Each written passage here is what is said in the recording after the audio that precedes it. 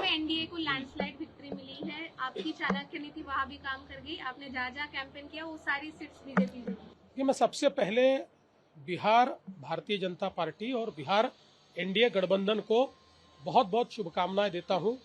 ये जो हमारी जीत हुई है, ये बिहार की जनता का मोदी जी पर विश्वास है, नीतीश जी पर विश्वास है, और विशेष रूप से हमारे गृह मंत्री अमित शाह जी ने जिस प्रकार से इस सारे कैंपेन को शेप दिया, ये उसका विजय है। मैं विशेष रूप से बिहार में जब गया था तब भी मैंने कहा था कि बिहार के मन में मोदी जी है और मोदी जी के मन में बिहार है, इसलिए बिहार में एक अच्छा विजय हमको मिलेगा। और उसी प्रकार का एक लैंडस्लाइड जिसको कह सकते हैं, इस प्रकार का विजय हमको मिला है। बिहार में सारे तबकों ने जातिगत व्यवस्थाओं को तोड़कर, चाहे वो महिलाएं हो, चाहे वो युवा हो, चाहे वो हमारे पिछड़े हो, चाहे अति पिछड़े हो, चाहे दलित हो, सभी ने हमारे एनडीए को वोट दिया है और एक बहुत बड़ा मैंडेट एनडीए को मिला है। साथ साथ बिहार ने एक सीख भी महागठबंधन को और विशेष रूप से कांग्रेस को दी है। कांग्रेस की हालत ऐसी हुई है कि एमआईएम की भी सीटें कांग्रेस से ज्यादा है और सारी कम्युनिस्ट पार्टियों की मिलाकर भी सीटें कांग्रेस से ज्यादा है।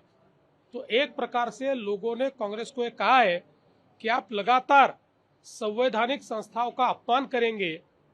भारत के संविधान ने निर्माण किया, चाहे वो कोर्ट हो, चाहे वो इलेक्शन कमीशन हो, चाहे वो आरबीआई हो, चाहे कोई भी संस्था हो, हर संस्था का आप अपमान करोगे और अलग अलग राज्यों में लोगों ने जो मैंडेट दिया है उस मैंडेट का अपमान करोगे, तो हम कांग्रेस को वोट नहीं देंगे।